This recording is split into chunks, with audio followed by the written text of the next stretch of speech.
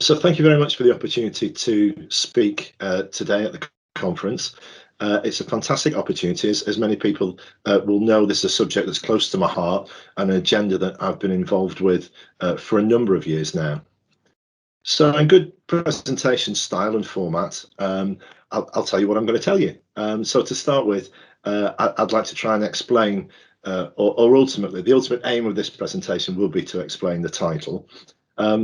I thought it would be helpful if I shared some of my own personal reflections on my journey through this agenda over the past few years that might just help with clarify understanding and certainly help me to clarify my thoughts around this particular subject area. And then I'd like to finish off with really that positive challenge and perhaps that kind of call to arms. So, and where we've got a short amount of time, so let's crack on. Data. Really positive data. The full data. The data. We're looking at the data, early data. Some encouraging data, following the data. Unless we give up our personal data.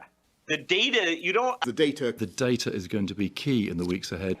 Data, there's our data. We'll see data, all of the data. Effectiveness data. The data. More data on that soon. Crunched all the data yet. Because these are complicated figures to look at. So you might have noticed then that data is particularly on trend at the moment. It's something that everybody's talking about. But interestingly, it's something that I fear means different things to different people. People talk about big data all the time. They talk about analytics. They talk about artificial intelligence, algorithms, data sets, data mining. So really, there's 1,001 buzzwords around this particular agenda. But as I say, my fear is it doesn't necessarily mean the same thing to everybody. So actually, one of my favourite quotes about big data is from a behavioural economist, Dan Ariely, where he compares big data to teenage sex. And this is what he says: everybody's talking about it. Nobody really knows how to do it. Everybody thinks everyone else is doing it. So everyone else claims they're doing it. But for me, what does that really mean? I think this is about people get enthralled with data. They start to look at the minutiae, they look at the detail, and they're kind of searching for the next piece of data, when actually they're probably asking the wrong kind of question. It's about how do we use individual data sets to look at the big picture? How do we create those pockets of data, bring them together, and it demonstrates something else for us? And here's an example of what 10,000 different pieces of data, or in this example, photographs from NASA, look like when they're put together. And incidentally, that piece was created by a local company here in Shropshire, and that's one of the organisations that we've been working with locally to build this kind of cohort of digital capability and entrepreneurship, I suppose, around this agenda. I thought also at this point it might be useful just to share my reflections on my journey of understanding around this agenda and what that's looked like over the past few years. I guess I started off a few years ago talking about healthcare and telecare, and we all talked about the big grey boxes and big red buttons, and then immediately my interest was diverted to the shinier bits of kit and equipment, to the technical innovation in this space, and then quickly moved from kit onto the data, the intelligence, data mining, process re-engineering, and then subsequently onto data visualization, looking at new and fairly innovative ways that we could show data and how we communicate information, how we communicate that intelligence that we gain from looking at data in really new ways. And that's proved really fertile ground over the past months and years. And paradoxically, that's kind of led to the point where the barriers around data sharing and our understanding of how we can legitimately share data for the right kind of purposes. And there's a lot of noise locally and nationally around this all the time. There's challenge put into place all the time. The tabloids are always keen to kind of exploit the big brother kind of agenda. And for me, I find that intriguing and frustrating in equal amounts. You think about every time you interact with Google, you touch the keyboard, you've relinquished all your responsibility around your personal data. When you go to Tesco, you accept that probably Tesco holds more information about you than your GP does. All that is deemed okay by society. Yet, if I suggest we might want to overlay a couple of data sets to try and save somebody's life, then people get very energized and aggrieved at that. So that remains a key challenge for us all as a system going forwards.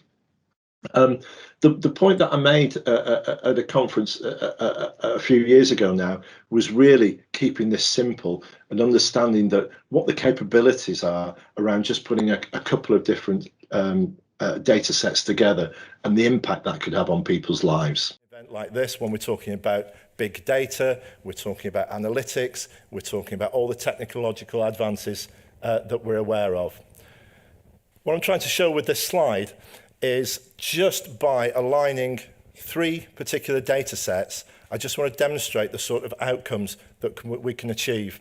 All this complexity, all this data, we can still do something very, very simple with 3 little data sets. When we start to consider how we use artificial intelligence and machine learning, we start to crunch through thousands of data sets, hundreds of thousands of data sets. I hope you can see the potential for this. But this is a kind of a working example. We talk about tech and we talk about all the good that it can do. At the end of the day, this is about Dave.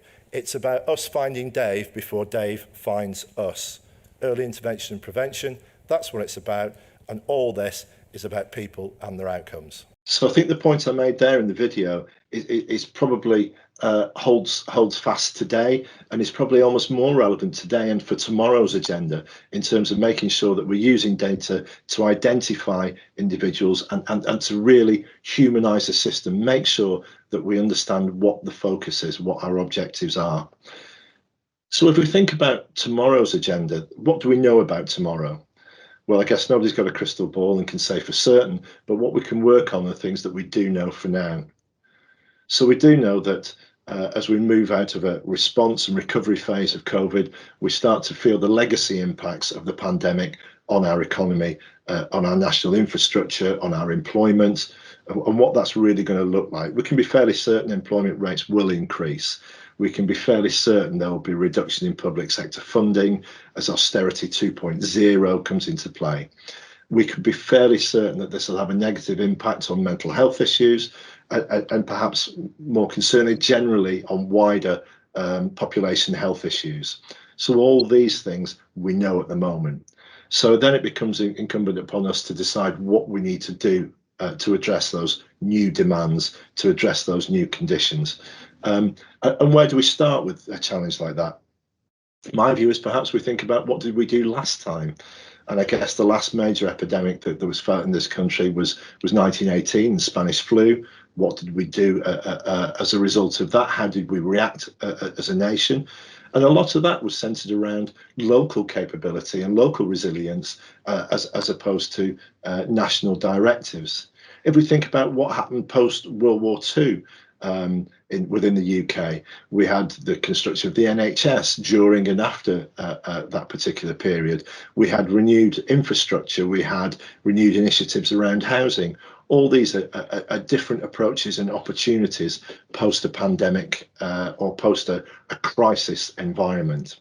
So this time around, we can think about how we can use different approaches, learn from the past, learn from the more recent past and those innovations in data and technology, so that we can apply that thinking and make sure that we're pinpointing our resources as effectively as possible to find the people we need to support, and then to look at new and innovative ways of supporting them. And if we as individuals think about those little changes that we can make, what happens when we start to think of things as a system, both locally, regionally, nationally, and how we can change and align our collective resources to those requirements of the future of a post-COVID environment. My concern is if we don't concentrate on the right things, in this case, people, if we don't humanize that data and technology system, then we're in danger that big data will in fact end up looking like a broken pencil, and we will miss the point. Thank you.